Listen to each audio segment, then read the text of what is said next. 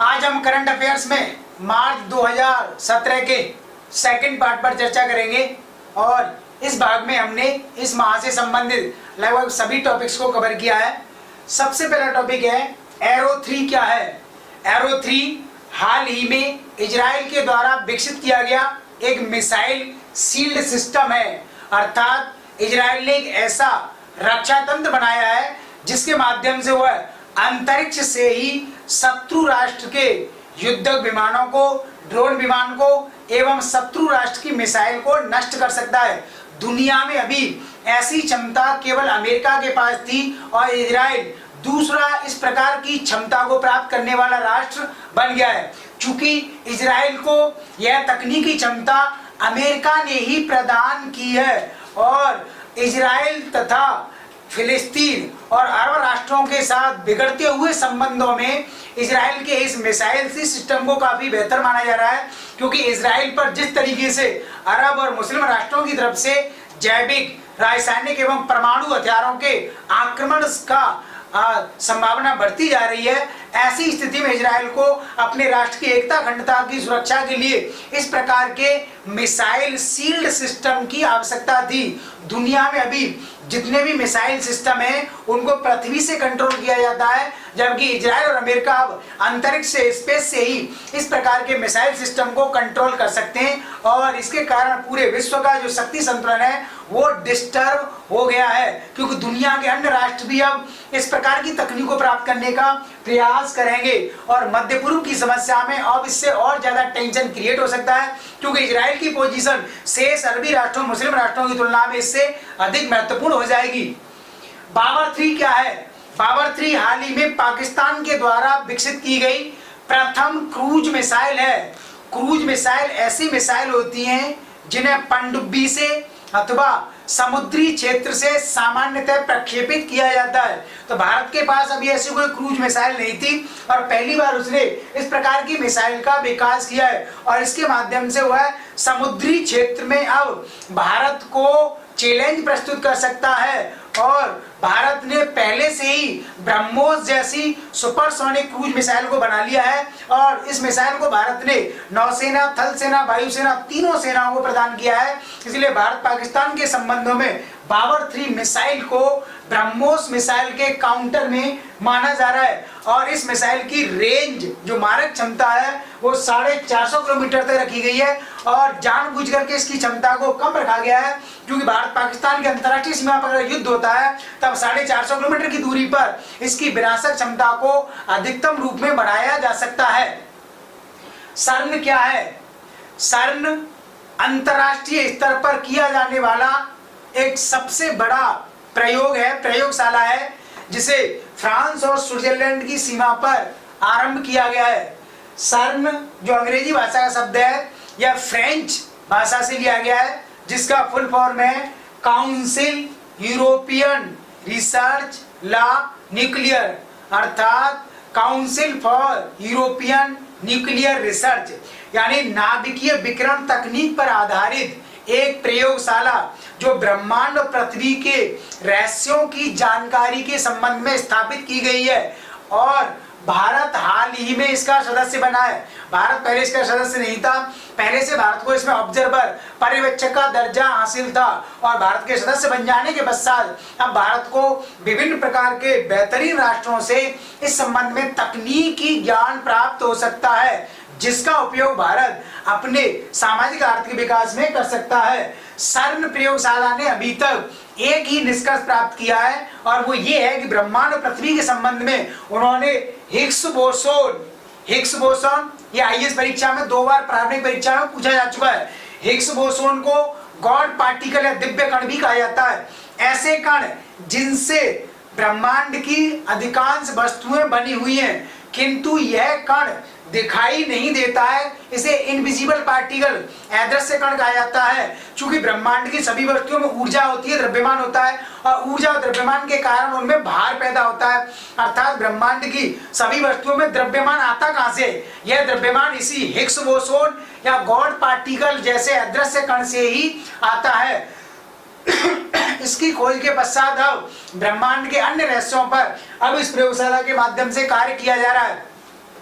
The Liaoning क्या है? The Liaoning हाल ही में चीन के द्वारा विकसित किया गया पहला विमान वाहक पोत है। कैरियर व्हीकल वेसल्स यानी विमान वाहक पोत ऐसे उपकरण या पोत होते हैं जो समुद्री क्षेत्र में नौसैनिक उपकरणों को और युद्धास्त्रों को ले जाने का कार्य करते हैं। चीन दक्षिणी चीन सागर में अपनी गतिविधियों को बढ़ा रहा है।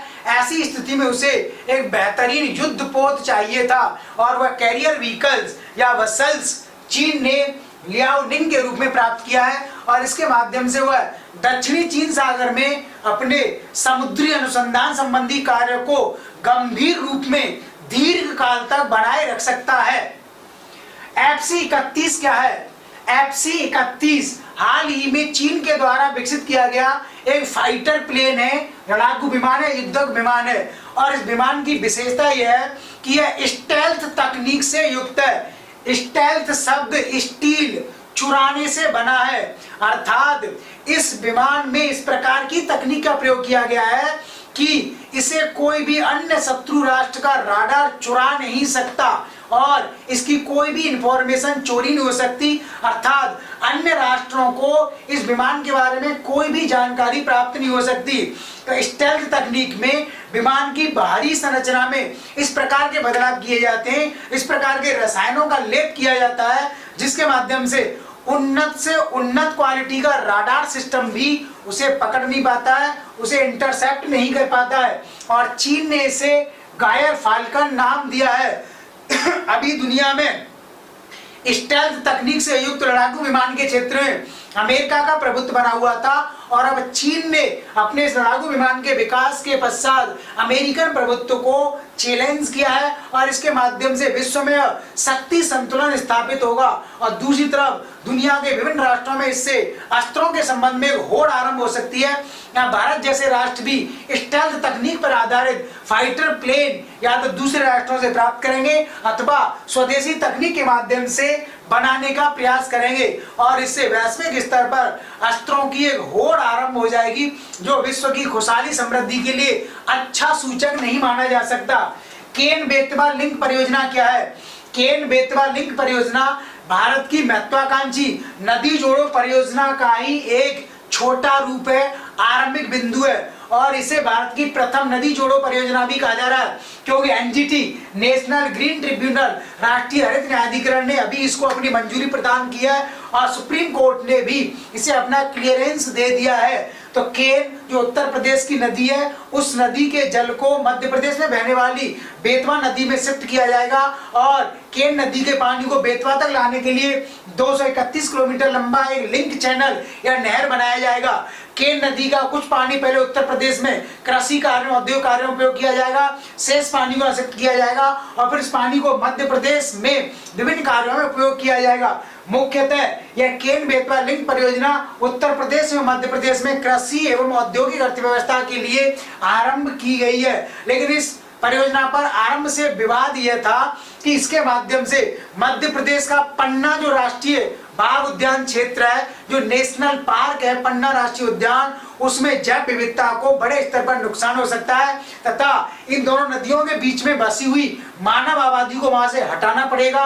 इस रूप में विभिन्न प्रकार की समस्या बनी हुई थी, अब उन समस्याओं का समाधान कर लिया गया है और इसलिए इस परियोजना को अब आरंभ किया गया है और इस परियोजना के पूरा हो जाने के पश्चात उत्तर प्रदेश मध्य प्रदेश के क्षेत्र में स्थित बुंदेलखंड क्षेत्र के विकास में इससे मदद मिलेगी। बुंदेलखंड जहां पर भारत की करोड़ों आबादी निवास करती है और पूरी तरह से एग्रेरियन इकोनॉमी है, कृषि आधारित अर्थव्यवस्था वाला क्षेत्र है, किंतु पानी के अभाव के कारण यहाँ की स्थिति बेहद कमजोर थी। अब पानी की उपलब्धता हो जाने के कारण यहाँ सामाजिक आर्थिक विकास तीव्र गति से हो सकता है।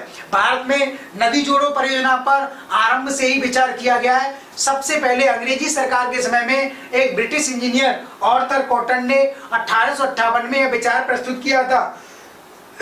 इसके पश्चात आजादी के तुरंत पश्चात भारत के एक इंजीनियर दस्तूर जी ने यह कॉन्सेप्ट दिया था, लेकिन भारत सरकार ने इस पर कार्य नहीं किया, अंग्रेजी सरकार ने भी इस संबंध में कोई कार्य नहीं किया था और इसके पश्चात 1970 के दशक में सिंचाई मंत्री के.एल. राव ने फिर से इस प्रोजेक्ट पर अपना विचार प्रस्तुत किया, लेकिन तब भी भारत सरकार के द्वारा कोई आरंभ कार्य इस पर नहीं किया गया और अब काफी मुश्किलें आने के बावजूद भी अब इस कार्य को तेज गति से आगे बढ़ाया जा रहा है।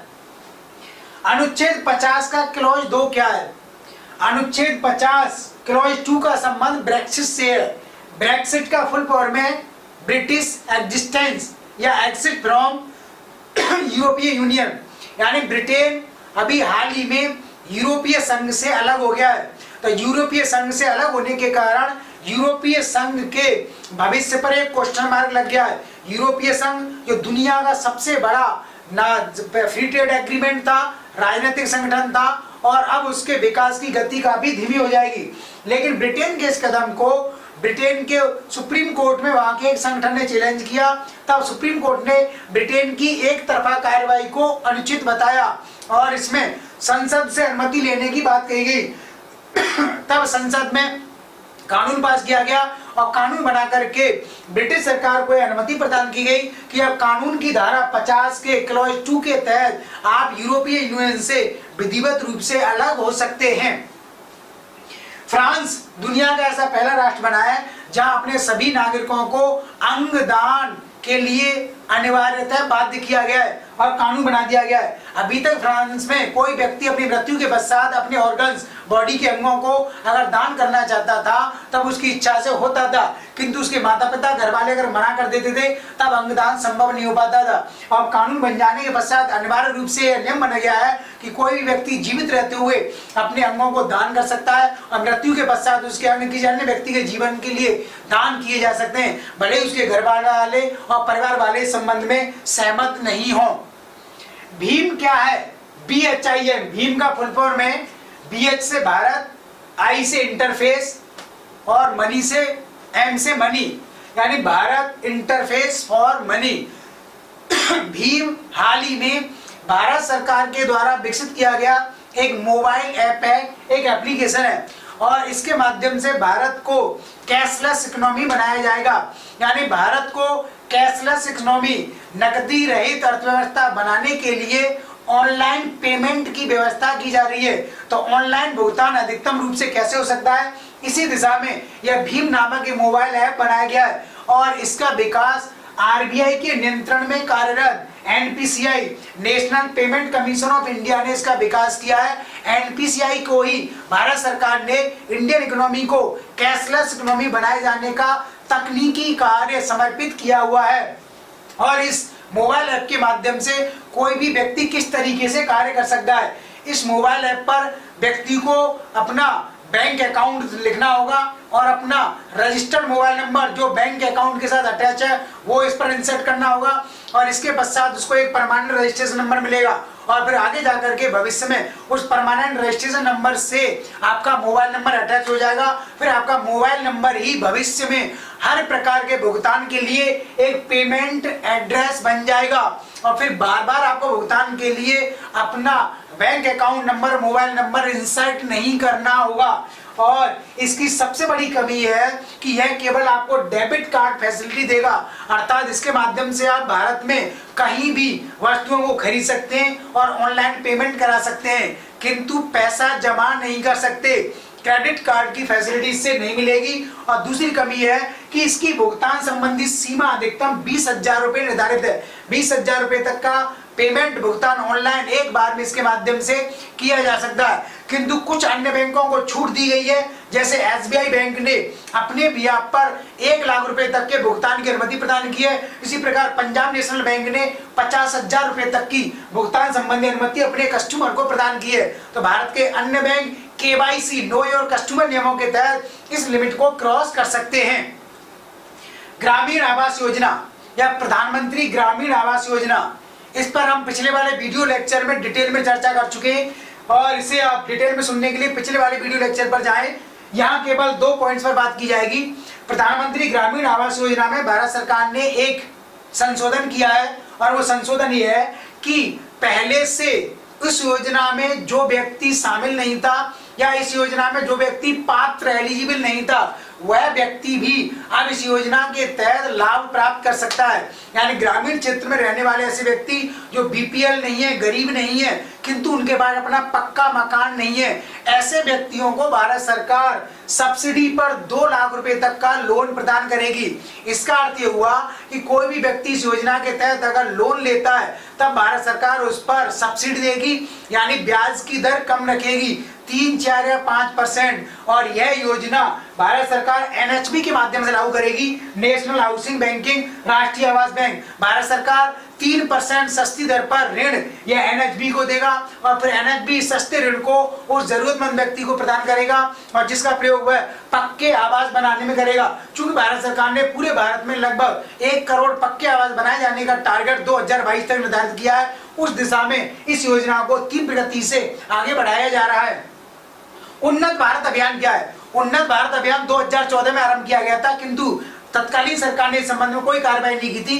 वर्तमान सरकार ने भी इस अभियान को आगे बढ़ाने का फैसला किया है। उन्नत भारत अभियान का संबंध ग्रामीण क्षेत्र के विकास हेतु उन्नत तकनीक से है, अर्थात भारत सरकार ने भारत के तकनीकी संस्थानों जैसे आईआईटी से ये कहा है कि ग्रामीण क्षेत्र के विकास के लिए आप उपयोगी तकनीक का विकास करें और आईआईटी दिल्ली को इसके लिए ऑथराइज बनाया गया है, कोऑर्डिनेटर समन्वयक बनाया गया है और आईआईटी दिल्ली इस संबंध में भारत के सभी ग्रामीण क्षेत्रों के विकास के लिए बेहतरीन तकनीक प्रदान करेगी। टीम इंडस क्या है? टीम इंडस पर हम पिछले वाले वीडियो लेक्चर में डिटेल में चर्चा कर चुके हैं। टीम इंडस भारत की निजी एक कंपनी है जो अंतरिक्ष क्षेत्र में कार्य कर रही है और टीम इंडस भविष्य में यानी चंद्रमा पर एक अंतरिक्ष यान भेजने वाली है इसरो के सहयोग से। तो टीम इंडस और इसरो को तकनीकी सहयोग प्रदान करेगी फ्रांस की CNES कंपनी। तो ये आपको ध्यान रखना है, टीम इंडस इसरो में फ्रांस सहयोग करेगा। H1B वीजा क्या है? H1B वीजा का संबंध अमेरिका में हाउसिंग, निवास और रोजगार जैसे क्षेत्रों से है। यानी अमेरिका में भारत से जो भी व्यक्ति जाता है उसे प्रवासी भारतीय कहा जाता है। दुनिया के विभिन्न देशों से व्यक्ति वहां पर आकर के बसते हैं और विभिन्न प्रकार के एम्प्लॉयमेंट में नियोजित हो जाते हैं। तो अमेरिका में वर्तमान डोनाल्ड ट्रंप की सरकार ने यह फैसला किया है कि प्रवासी भारतीयों को रोकने के लिए वीजा नियमों को और ज्यादा कठोर बनाया जाए और वीजा नियमों में बदलाव किया गया है कि अमेरिका की कोई भी कंपनी अब प्रवासी भारतीयों को सालाना जो वेतन देती थी वो $60,000 था, उसे बढ़ाकर के $1,30,000 कर दिया है। यानी $1,30,000 से कम पर अब किसी भी भारतीय प्रवासी भारतीयों को नौकरी नहीं दी जा सकती। इतनी ऊंची सैलरी पर अगर आप नौकरी प्रदान करोगे तब उन कंपनियों की लागत बढ़ जाएगी, कंपनियों का मुनाफा घट जाएगा, कंपनियों को नुकसान होगा और इसलिए वो कंपनियां भारतीयों को नौकरी पर नहीं रखेंगी। तब अमेरिका की नौकरियां अमेरिकन नागरिकों को उपलब्ध हो जाएंगी। यानी डोनाल्ड ट्रंप की सरकार ने अमेरिकन नागरिकों के लिए अमेरिकन कंपनियों पर नौकरी देने के लिए इस रूप में दबाव बनाया है और प्रवासी भारतीयों की संख्या को कंट्रोल करने की दिशा में किया गया एक प्रयास है। प्रवासी भारतीय सम्मेलन क्या है? प्रवासी भारतीय सम्मेलन 2003 से आरंभ किए गए हैं। प्रवासी भारतीय सम्मेलन का अर्थ है भारत के बाहर जो भारतीय मूल के भारतीय नागरिक प्रवास कर रहे हैं और विदेशों में उन्होंने विभिन्न क्षेत्रों में जो उपलब्धियां प्राप्त की हैं उन उपलब्धियों से भारत को लाभान्वित कराने के लिए इस प्रकार के सम्मेलन प्रत्येक वर्ष 7 से 9 जनवरी के मध्य में आयोजित किए जाते हैं। प्रवासी भारतीय सम्मेलन का बैकग्राउंड सन 2000 से आरंभ होता है जब भारत सरकार ने लक्ष्मी मल्ल सिंघवी की अध्यक्षता में एक समिति गठित की थी और इस समिति को यह कहा गया था जिस तरीके से प्रवासी चीन सम्मेलन बुलाता है वैसे ही भारत सरकार को प्रवासी भारतीय सम्मेलन आयोजित करने चाहिए और उन प्रवासी भारतीयों से एक्सपीरियंस, अनुभव, तकनीक और प्रबंधन क्षमता को प्राप्त करना चाहिए जिसके बल पर उन्होंने दुनिया के विभिन्न देशों को आगे बढ़ाया है। इसलिए इस प्रकार के सम्मेलन आयोजित करने का फैसला 7 से 9 जनवरी के मध्य में किया गया और इस समिति की रिपोर्ट के अकॉर्डिंग 2003 से इस प्रकार के सम्मेलन आरंभ हुए और प्रत्येक वर्ष इन सम्मेलनों का आयोजन किया जाता है। किंतु 2015 से नियम बनाया गया है अब प्रवासी भारतीय सम्मेलन प्रत्येक वर्ष आयोजित नहीं होंगे, हर 2 साल के पश्चात इनको आयोजित किया जाएगा। तो 2017 का सम्मेलन बेंगलोर में आयोजित हुआ और इस सम्मेलन में मुख्य अतिथि चीफ गेस्ट पुर्तगाल के राष्ट्राध्यक्ष एंटोनियो कोस्टा थे जो भारत के गोवा राज्य के रहने वाले और उन्होंने वहां जाकर के अपना करियर बनाया, उसके पश्चात पॉलिटिक्स में आए और वहां के राष्ट्राध्यक्ष बने हुए हैं। और इसी सम्मेलन में भारत सरकार ने 3 निर्णय लिए। पहला निर्णय ये लिया है कि PIOs को अब अपने आप को ओसीआई कार्ड के साथ बदल लेना चाहिए, रिप्लेस कर लेना चाहिए। पीआईओ का अर्थ है पर्सन्स ऑफ इंडियन ओरिजिन, भारतीय मूल के व्यक्ति।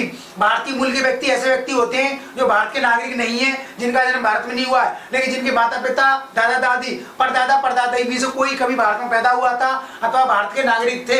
तो ऐसे व्यक्तियों को भारतीय नागरिकों के समान सुविधाएं देने के लिए 2003 से OCI card, overseas citizenship of Indian card, समुद्र पारीय भारतीय नागरिकता कार्ड जारी किया गया था। इसके माध्यम से उन्हें कुछ सुविधाएं प्रदान की गई थी। अब भारत सरकार पीआईओज को सभी प्रकार की सुविधाएं देना चाहती है, इसलिए उन्होंने पीआईओज कार्ड को ओसीआई कार्ड से रिप्लेस करने के लिए कहा गया है। क्योंकि पीआईओज के पास इतना सारा एक्सपीरियंस है आईटी के सेक्टर में, स्पेस, परमाणु क्षेत्र, बायोटेक्नोलॉजी, मेडिकल साइंस, एजुकेशन और इंजीनियरिंग सेक्टर में, तो इस अनुभव को प्राप्त करने के लिए भारत सरकार अब पीआईओज के साथ भेदभाव नहीं करना चाहती और उन्हें भारतीय नागरिकों के समक्ष पूरी की पूरी सुविधाएं देना चाहती है। तभी ये पीआईओ भारत को अपने सभी प्रकार के अनुभव सस्ते में ही प्रदान कर सकते हैं और भारत उनका लाभ देश के सामाजिक आर्थिक विकास में कर सकता है। एक नई योजना इस बार आरंभ की गई है, प्रवासी कौशल विकास योजना। प्रवासी कौशल विकास योजना को आरंभ किया गया है और इसके माध्यम से प्रवासी भारतीयों को विदेशों में वहां की अर्थव्यवस्था में नौकरी के लायक रोजगार प्रदान किया जाएगा, जिससे वो वैश्विक अर्थव्यवस्था में खुद को आसानी से एडजस्ट कर सके।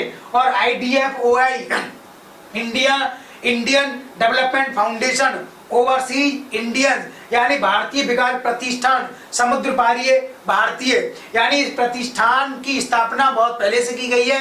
इस प्रतिष्ठान में जितने भी प्रवासी भारतीय हैं वो स्वैच्छिक डोनेशन देते हैं और फिर डोनेशन को भारत के सामाजिक विकास की परियोजना में लगाया जाता है, जैसे स्वच्छ भारत मिशन, स्वच्छ गंगा अभियान, शिक्षा, रोजगार, स्वास्थ्य से संबंधित जो योजनाएं भारत में चलाई जा रही हैं, उन योजनाओं में प्रवासी भारतीयों द्वारा दिए गए फंड को प्रयोग किया जाता है। इस प्रकार प्रवासी भारतीय विदेशों में रहते हुए भारत के सामाजिक क्षेत्र में अपना महत्वपूर्ण योगदान इसके माध्यम से प्रदान कर रहे हैं। सेकटकर समिति क्या है? सेकटकर समिति का गठन भारत सरकार ने हाल ही में किया था और समिति ने भारतीय थल सेना की संरचना में सुधार के लिए महत्वपूर्ण सिफारिशें प्रस्तुत की हैं और समिति ने यह कहा है भारतीय थल सेना के साइज को घटाया जाए, भारतीय थल सेना की कार्यशीलता कार्य प्रणाली में सुधार के लिए अमेरिकन थल सेना के पैटर्न पर कुछ बदलाव किए जाएं, यानी भारतीय थल सेना का साइज कम किया जाएगा और संरचना में इस प्रकार से सुधार किया जाएगा जिससे हर साल थल सेना पर किए जाने वाले बजट में 25,000 करोड़ रुपए तक की बचत हो सकती है। तो इस समिति की सिफारिशें डेस्क्रिप्टिव कॉन्सेप्ट के रूप में, फैक्चुअल जानकारी बहुत ज्यादा इसमें नहीं है और भारत सरकार ने समिति की सिफारिशों को मानने का निश्चय किया है। बीएन कृष्णा समिति का हाल ही में गठन किया गया। बीएन कृष्णा समिति का संबंध भारत में पंचायत तंत्र मध्यस्थता से है। आर्बिट्रेशन सिस्टम, आर्बिट्रेशन या पंचायत तंत्र का अर्थ होता है कि न्यायालय में केस के जाने से पहले एक मध्यस्थता तंत्र के माध्यम से दोनों पक्षों के मध्य में मध्यस्थता कराए जाने का, सुलह कराए जाने का प्रयास किया जाता है, जिससे न्यायालय में केस को तीव्र गति से निपटाया जा सके और उसमें निर्णय दिया जा सके। तो भारत में पंचायत तंत्र और आर्बिट्रेशन सिस्टम लंबे समय से काम कर रहा है, लेकिन ये उतना इफेक्टिव नहीं रहा। तो इसको प्रभावी बनाने के लिए, इसके वित्तीय स्रोतों को बढ़ाने के लिए, इसकी संरचना में बदलाव करने के लिए, कार्य प्रणाली में सुधार के लिए और इसको उन्नत सूचना तकनीक प्रदान करने के लिए यह समिति बनाई गई है और इस समिति की सिफारिशों के आधार पर भारत सरकार पंचायत तंत्र को ज्यादा इनेबल और सक्षम बनाएगी। विधि आयोग ने हाल ही में अपनी रिपोर्ट प्रस्तुत की है। 21वां विधि आयोग भारत में काम कर रहा है। इस विधि आयोग पर पिछले वीडियो लेक्चर में हम विस्तृत रूप में चर्चा कर चुके हैं, इसलिए आप पिछले वीडियो लेक्चर से विधि आयोग क्या है, क्यों गठित किया जाता है, कब गठित किया जाता है, संरचना क्या है, आप वहां से सुन सकते हैं। 21वें विधि आयोग के अध्यक्ष अभी BS चौहान है और चौहान की अध्यक्षता वाले इस आयोग ने रिपोर्ट दी है कि भारत में खाद्य पदार्थों में मिलावट बड़े स्तर पर की जा रही है और खाद्य पदार्थों का संबंध व्यक्ति के जीवन से होता है। ऐसी स्थिति में अगर उसे मिलावटी पदार्थों की वजह से उसके जीवन को नुकसान होता है तब भारत सरकार को इस संबंध में कानूनी कार्यवाही करनी चाहिए और ऐसे मिलावट करने वाले लोगों के खिलाफ फौजदारी और कानूनी मुकदमे दायर करने की सिफारिश रिपोर्ट में की गई है और कठोर दंडिक प्रावधान किए जाने का प्रावधान भी इसमें किया गया है। CPI 2016 क्या है? करप्शन परसेप्शन इंडेक्स, भ्रष्टाचार संवेदी सूचकांक 2016। भ्रष्टाचार संवेदी सूचकांक प्रत्येक वर्ष जर्मनी की अंतर्राष्ट्रीय संस्था ट्रांसपेरेंसी इंटरनेशनल द्वारा जारी किया जाता है। ट्रांसपेरेंसी इंटरनेशनल पर हम बहुत विस्तृत रूप में पिछले वाले वीडियो लेक्चर में चर्चा कर चुके हैं, आप वहां से इसे सुन सकते हैं। तो 2016 का जो सूचकांक जारी किया गया है, इस सूचकांक में 176 देशों को शामिल किया गया है और 176 देशों में विभिन्न प्रकार के मापदंडों को इसमें देखा गया है कि कौन से देशों में सार्वजनिक क्षेत्र में और निजी जीवन में भ्रष्टाचार सबसे ज्यादा फैला हुआ है और वहां छोटे से लेकर बड़े तक कार्यों को करने के लिए क्या नागरिकों के द्वारा, सरकारी सिस्टम के द्वारा भ्रष्टाचार को बढ़ावा दिया जाता है। इसी आधार पर एक रिपोर्ट प्रस्तुत की जाती है। इस रिपोर्ट को पोल्स ऑफ पोल कहा जाता है। इस रिपोर्ट में जो सूचकांक जारी किया जाता है उसका रेंज 0 से 100 तक होता है, यानी 0 से 100 की ओर जाते हैं तब भ्रष्टाचार का सूचकांक घटता जाता है, यानी जो राष्ट्र 100 के पास है, नजदीक है, वो उतना ही कम भ्रष्ट है। जो 100 से नीचे की ओर जा रहा है, 0 के नजदीक है, वो उतना ही अधिक भ्रष्ट माना जाता है। 1995 से ट्रांसपेरेंसी इंटरनेशनल इस प्रकार का सूचकांक जारी कर रही है। तो इस सूचकांक में पहला स्थान दिया गया है न्यूजीलैंड को, जो सबसे कम भ्रष्ट देश है। दूसरा स्थान दिया गया डेनमार्क को और भारत को 79वां रैंक प्राप्त हुआ है तथा भारत और ब्राजील और चीन तीनों राष्ट्रों को संयुक्त रूप में 79वां रैंक इसमें प्रदान किया गया है। जब भी ये रिपोर्ट या सूचकांक जारी होता है तब दुनिया के विभिन्न देशों में इसके माध्यम से चिंताएं बढ़ जाती हैं, क्योंकि इससे उस राष्ट्र के सरकारी सिस्टम में भ्रष्टाचार का खुलासा होता है और तब सरकारें अपने सिस्टम को ज्यादा ट्रांसपेरेंट बनाने के लिए कार्य करना आरंभ करती हैं। इस प्रकार हमने मार्च 2017 के संपूर्ण करंट अफेयर्स को आपके समक्ष प्रस्तुत किया और 2 टॉपिक हमारे पेंडिंग्स में चल रहे हैं। एक 2016 में प्रदान किए गए नोबेल पुरस्कार और 2017 में प्रस्तुत किया गया बजट। तो बजट 2017 और नोबेल पुरस्कार पर अलग से एक एक्सक्लूसिव वीडियो आपके समक्ष प्रस्तुत किया जाएगा। इसे सुनने के पश्चात आप सब्सक्राइब कीजिए, लाइक कीजिए और तैयारी करने वाले सभी छात्रों तक इसे शेयर कीजिए। अगले वीडियोज में हम अप्रैल 2017 पर चर्चा करेंगे।